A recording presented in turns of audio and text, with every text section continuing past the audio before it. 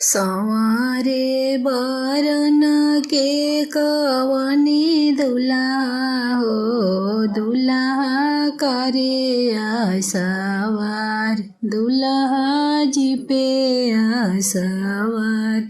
पिछले पुकार से उन करे पापा साहेब हो, बेटा बियाह ना जास, बाबू बियाह ना जास।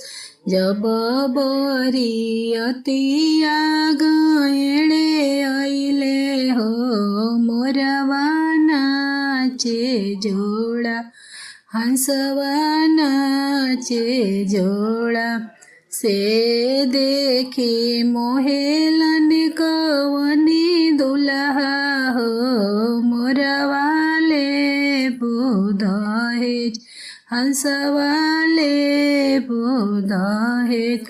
अतना बचन सुनेलन बेटी के पापा हो, मोरवा ना देवे दहेज, हंसवा ना देवे दहेज।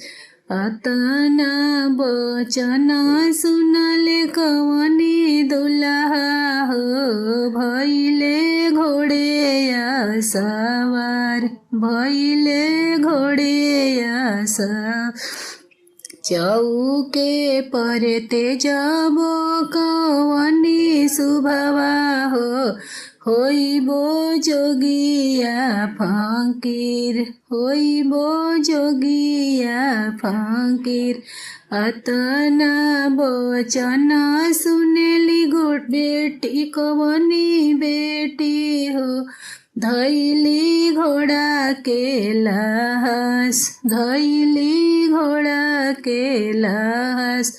रउरे ही संगे प्रभुजी जोगिने होइबो हो, ना संगे माई ना बाप, ना संगे माई ना बाप। अतना बचन सुनले कवनी भैया हो, सुनी जीजाजी हमार, सुनी जीजाजी हमार। सोनावा के पिंजड़ा बनाई जी, मोरवा ले जाई दहेज, हंसवा ले जाई दहेज।